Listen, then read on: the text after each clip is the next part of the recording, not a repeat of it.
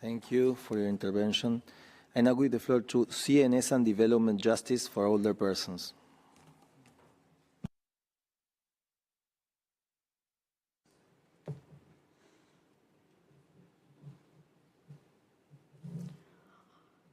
On behalf of CNS and Development Justice for Older Persons, I, Shobha Shukla, as an older person with lived experiences, thank the UN Human Rights Council for giving me the opportunity to be a part of this historic intergovernmental process for drafting of a legally binding instrument for human rights of older persons.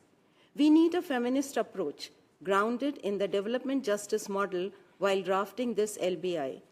Firstly, this will ensure that older persons can enjoy economic, social, gender, cultural, and health justice, including sexual rights. Secondly, a feminist approach is the only pathway towards dismantling patriarchal barriers like gender stereotypes and harmful social norms, and address interlinkages between gender, health, social, economic, and climate injustices, thus enabling older women and gender diverse peoples to benefit from this legally binding instrument.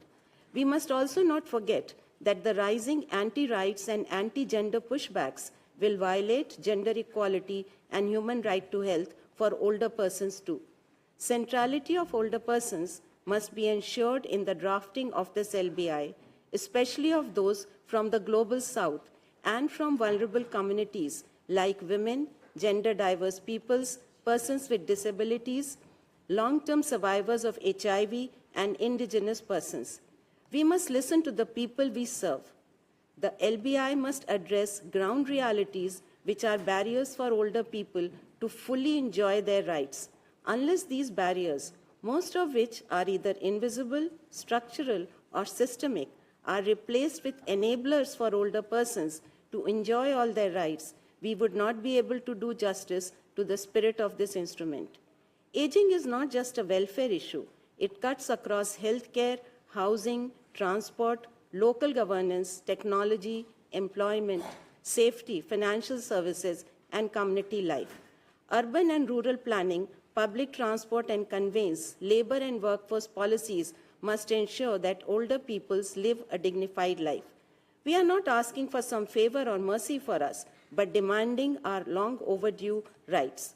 The preamble of this LBI must reinforce that older persons are engaged in shaping policies, programs, and their implementation at all levels. And a sizable number of them must be women and from other marginalized and vulnerable populations.